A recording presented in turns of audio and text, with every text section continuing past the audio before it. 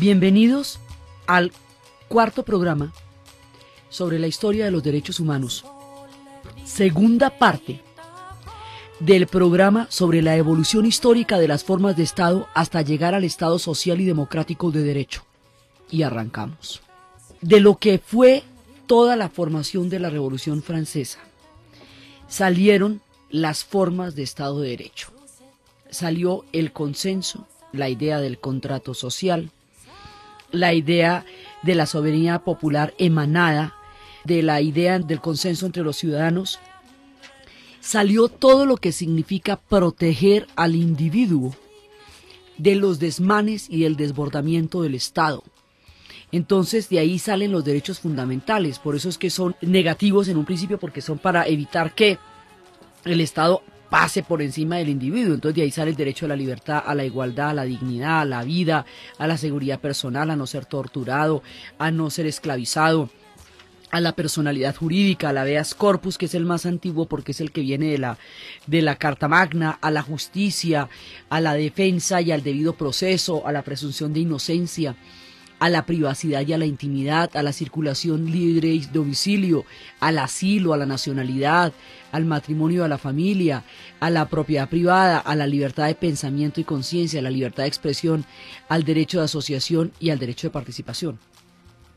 Esa formulación de derechos, más la separación de poderes, para que los poderes se vigilen los unos a los otros y ninguno se pueda desbordar, más la idea de consenso y soberanía popular, concebido el Estado como un acuerdo de voluntades libres, nos lleva no solamente a un Estado de Derecho, sino a un Estado democrático, porque está constituido por ciudadanos, aquellos que han creado estas leyes y los mecanismos para que las leyes se vigilen las unas a las otras, son los ciudadanos libres.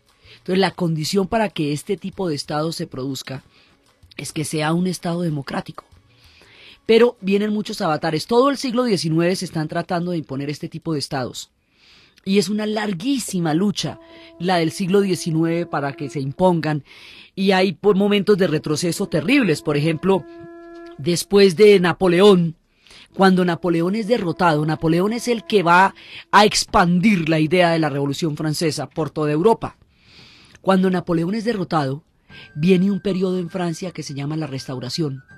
Y la Restauración es volver a la monarquía, porque ¿qué fue lo que hizo la Revolución Francesa? La Revolución Francesa acabó con una clase social que era la aristocracia y montó en el poder a una nueva clase social que era la burguesía. La palabra burgués viene de los habitantes de los burgos, que eran las incipientes ciudades en el mundo rural que había sido el medioevo. Los que habitaban esas pequeñas ciudades, los burgos, se llamaban los burgueses. Los que venían de esas pequeñas ciudades, los primeros artesanos, que luego fueron industriales, que luego fueron comerciantes, van a crear las grandes ciudades, y es de esa clase que proviene la gente que se va a tomar la Bastilla y que va a acabar con la aristocracia como clase social y a montar una nueva clase social que es la burguesía.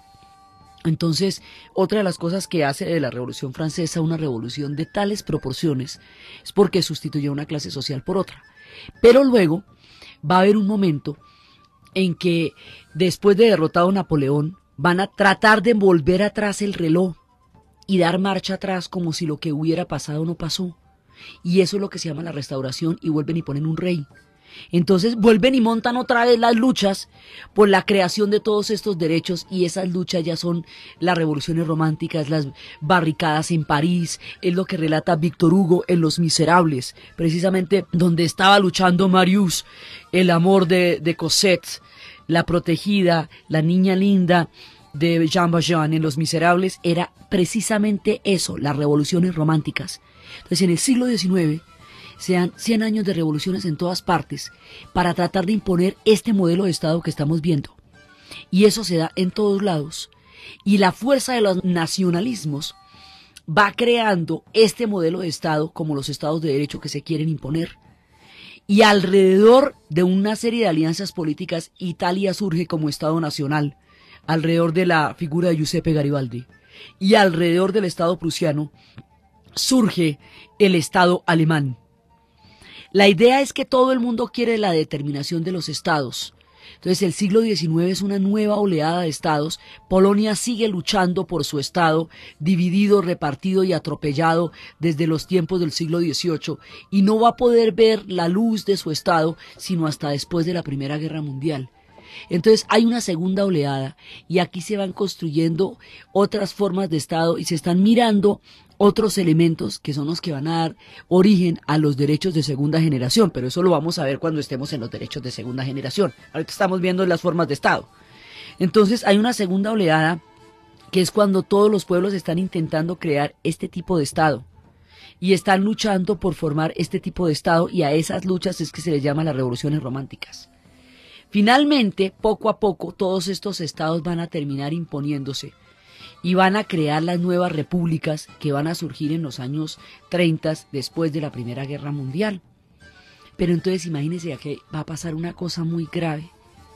Se crearon las primeras repúblicas que ya concebían estados democráticos, estados de individuos, estados basados en instituciones, que eran capaces de controlarse las unas a las otras, que estaban representadas por la voluntad popular.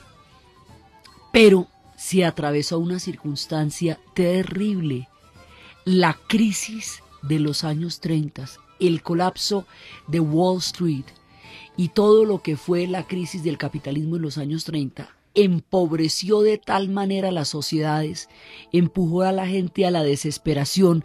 Pues sí, los corredores de bolsa se empezaron a lanzar de lo alto de los edificios cuando cayó el dólar y le cayó la moneda ese día en Wall Street.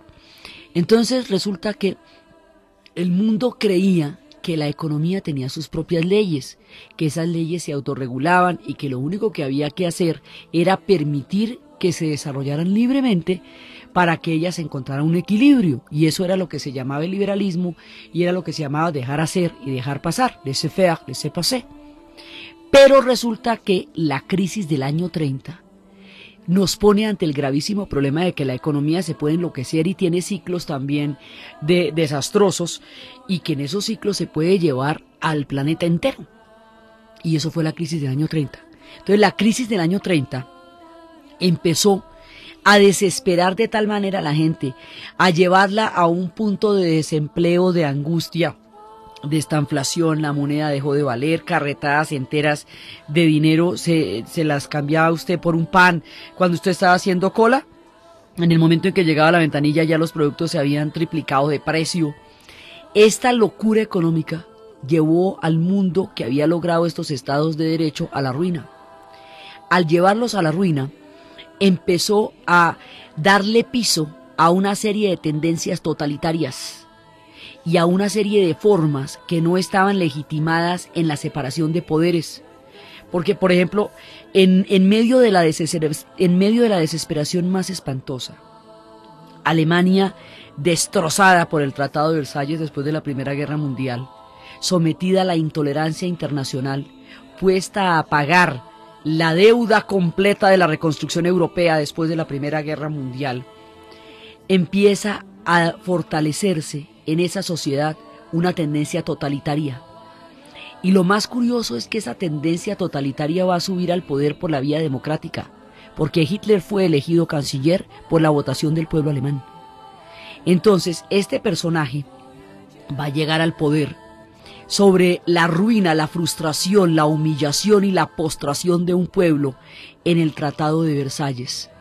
Y va a revocar el Tratado de Versalles y va a crear la economía de guerra y va a crear una doctrina de partido único, en la cual el nazismo como partido va a mandar el conjunto de la sociedad alemana. El nazismo como partido no va a tener ningún tipo de control. Ahí no va a haber separación de poderes, y a pesar de que la Constitución alemana había consagrado una serie de derechos y era la más progresista en términos de derechos humanos hasta el momento, la que se había creado en la República de Weimar, la de 1919, a pesar de las cantidades de garantías que tenía 2 o 3 estados de excepción.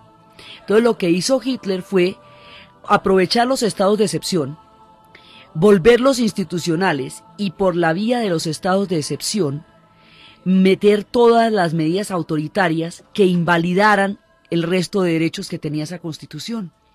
O sea, buscó una salidita para meterse por entre las leyes de excepción, y como en esa Constitución no estaba garantizado todavía que el cumplimiento de los derechos humanos fundamentales era inalienable y que eso no lo podía tocar nadie ni cambiar nadie, él creó una subley a partir de esa ley, y como la obediencia era la ley, no había quedado claro que la obediencia era la Constitución, entonces la gente le terminó obedeciendo a él en su esquema totalitario de partido único y no a la Constitución que garantizaba los derechos. Entonces, por esa vía, el hombre la montó jurídicamente primero y luego militarmente, y desarrolló toda la industria de guerra, y desarrolló una idea absolutamente loca de que había razas superiores que estaban destinadas a acabar con las otras razas que eran inferiores, y sobre la humillación y la postración del pueblo alemán les dijo lo que ellos querían oír, les dio una reivindicación histórica desde la arrogancia y desde la voluntad de poder, exacerbó esa parte de un pueblo que estaba postrado y le dio un soporte militar y político a eso, y de ahí salió un totalitarismo enorme, en orquesta con los italianos, que son los de la idea original, porque el fascismo originalmente lo implanta en Italia Mussolini sobre las ideas de Gabriel D'Annunzio, y son los primeros, porque eso empieza, en Italia empieza en 1922 y en Alemania en 1933. Esto va a llevar a la Segunda Guerra Mundial.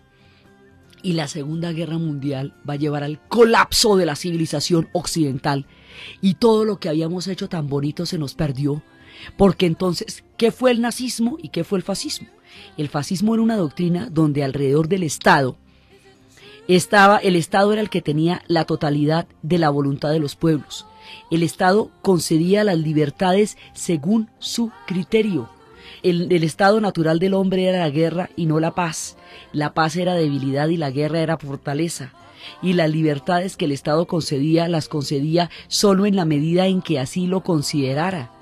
Entonces, el modelo fascista de Mussolini, todo a nombre de la nación, y el modelo nazi de Hitler, todo a nombre del partido, suprimen todas las garantías individuales por las que se luchó en la Revolución Francesa y en todo el siglo XIX y en esas mismas sociedades italianas y alemanas, con el poderío militar tan grande que desarrollan, invaden a todos los países europeos, y donde quiera que los países van a ser invadidos, van a suprimir todas las libertades, las garantías constitucionales, van a revocar las leyes, van a desconocer los derechos de los ciudadanos, van a desconocer los derechos de autodeterminación de los pueblos, todo eso, hasta llevar al mundo a una hecatombe que fue la Segunda Guerra Mundial.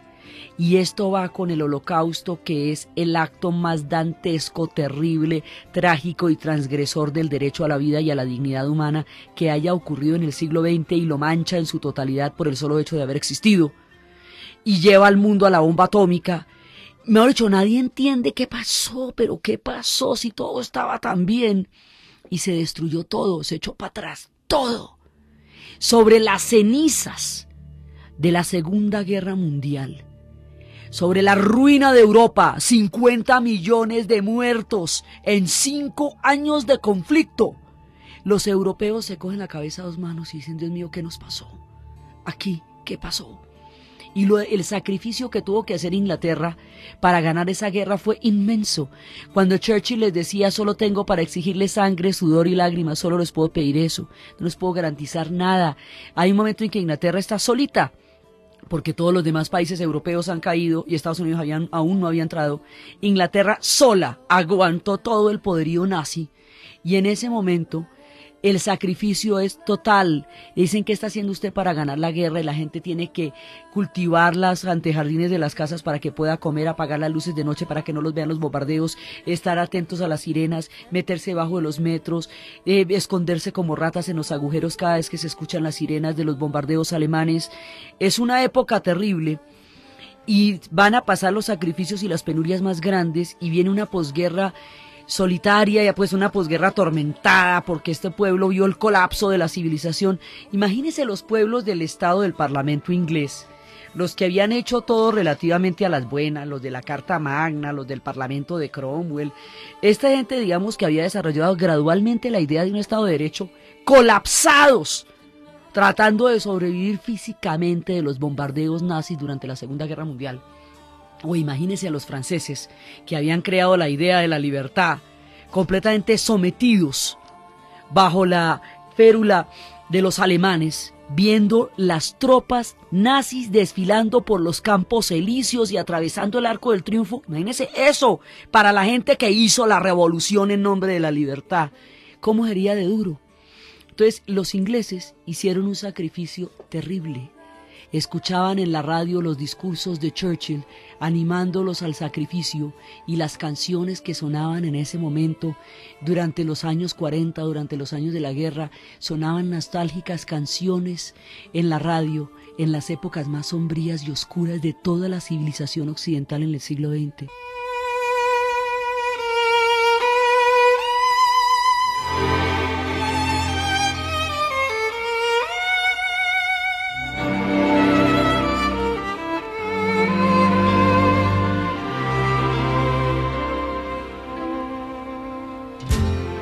Let's say goodbye with a smile, dear. Just for a while, dear, we must part. Don't let the parting upset you. I'll not forget you, sweetheart. Con estas canciones románticas y de letanía bailaban en los clubes de oficiales, la escuchaban en la radio junto con las instrucciones de cómo hacer para ganar la guerra. Cada uno de los individuos en Inglaterra tenía una función especial que hacer, un sitio donde estar, unas reglas del juego que seguir durante los tiempos largos de los bombardeos, durante todas esas noches de oscuridad, todos esos días sin luz, con el racionamiento, la comida perfectamente racionada, las bombas en cualquier momento, la destrucción, saber quién iba a estar vivo después de todos los bombardeos, las bombas que aún no terminaban de estallar, el olor a pólvora, el humo, todo lo que emanaba de las calles que habían sido arrasadas por los bombardeos de los B-1 y los B-2. Después de todo esto, logran ganar la Segunda Guerra Mundial con el sacrificio más terrible del mundo. Entonces, en el momento en que gana la guerra, y Churchill pierde las elecciones porque el hombre que los llevó a la guerra no sería el hombre que los gobernaría en la paz, hay un lord que hace un informe sobre las condiciones de vida de la sociedad inglesa y se da cuenta que son absolutamente dantescas. Y el hombre dice lo siguiente: si se le pidió tanto sacrificio a un pueblo, hay que darle algo por lo cual haya valido la pena tanto dolor. Hay que compensar al pueblo inglés con algo que valga tanto como su sacrificio, porque nos dieron su sangre y su vida entera para salvar esta nación y al mundo de los nazis. Hay que darles un Estado donde se cumplan todas las garantías individuales. Hay que aprender de las experiencias totalitarias que hemos visto y hay que evitar que vuelvan a suceder. Y vamos a darles un Estado donde no solamente tengan los derechos garantizados como ciudadanos, donde no solamente sepan que los poderes se van a vigilar los unos a los otros de manera que no se desborden nunca más, como nos acaba de pasar en Alemania, donde las instituciones funcionen en bienestar del individuo, sino que además de todo vamos a crear un Estado donde le podamos garantizar a esta gente la seguridad, la vida, la educación, la salud, de la cuna a la tumba. Vamos a crear un Estado donde lo social tenga un papel protagónico y donde la libertad del individuo no se vea amenazada por ninguna ley. Vamos a crear un Estado social de derecho, el Estado benefactor. El Estado social de derecho, que es uno que no solamente garantiza la integridad del individuo, sino las condiciones socioeconómicas para que se desarrolle, surge de las cenizas de la Segunda Guerra Mundial, del humo y de la tragedia, de la reflexión sobre qué pasó con toda la civilización. De ahí surge el Estado social de derecho. Y ese es el último que conocemos, digamos, en términos conceptuales.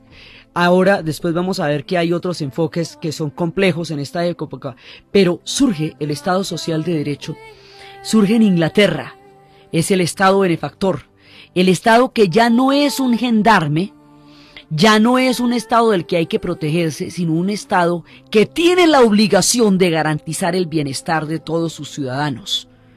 Un Estado que debe incluirlos a todos, porque la lección histórica que se saca de aquí en Alemania es cuando ellos dicen, mire, Nosotros no solamente caímos en el totalitarismo por todos los factores económicos que nos llevaron, sino porque no teníamos un proyecto donde estuvieran incluidos todos.